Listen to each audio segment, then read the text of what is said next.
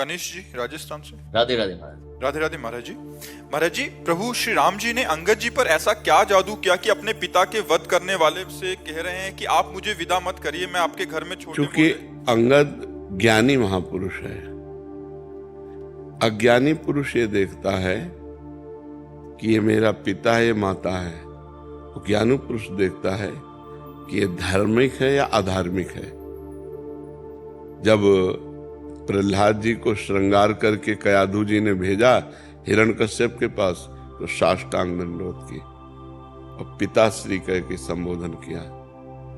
लेकिन गोद में बैठालने के बाद पूछा, बेटा तुम्हें सबसे अच्छा क्या लगता है? तो उनका भगवान श्री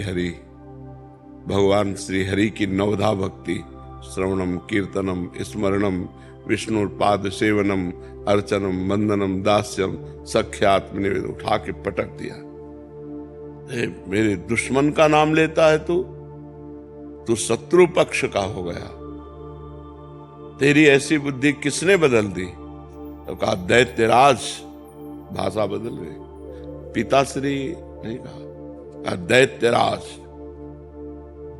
और भगवान दुलार कर रहे हैं और उनके चरणों में मस्तक रखे हुए हैं और हिरण्यकश्यप को गोदी में लेके फाड़े हुए बैठे हुए। तो वहां पिता नहीं है, वहां भगवान का विरोधी है। ऐसे ही अंगद जी ज्ञानी महापुरुष हैं। उन्होंने देखा पिता के आचरणों को और पिता की सदगति को देखा कि ऐसे आचरण वाला भला ऐसी सदगति को कैसे प्राप्त हो सकता है। ये तो राम जी की कृपा है, भगवान श्री राम की अहेतु की कृपा है कि अंतिम समय अपने बाण के द्वारा उनका जीवन लीलांत हो रही और वो भगवान के दर्शन करते हुए, जो बाली जी हैं वो भगवान के दर्शन करते हुए शरीर छोड़ रहे हैं। ये भगवान की कृपा को अंगद जी ने देखा। अंगद जी को ज्ञान है, कोई मोही पुरुष थोड़ी है। कि आपका प्रश्न था तो आप समझ पा रहे ना। हाँ, उनको ज्ञान था कि भगवान श्री राम की कृपा से जो अपने अनुज बधू के साथ गलत करना महापाप है और कई तरह के पाप करने वाला व्यक्ति है, वो भगवान के दर्शन करते हुए शरीर छोड़ रहा है। भगवान सामने खड़े, अंत में भगवान ने कहा मैं तुम्हारे प्राणों को, उनका प्रभु ये तो बहुत दुर्लभ अवसर है कि स्वयं आप हमारे सामने खड़े हैं और हमारे प्राण निकल रहे हैं। नाथ अब नहीं, अब धोखे में नहीं पड़ सकता। तो अंगद जी खड़े सब सुन रहे हैं ना।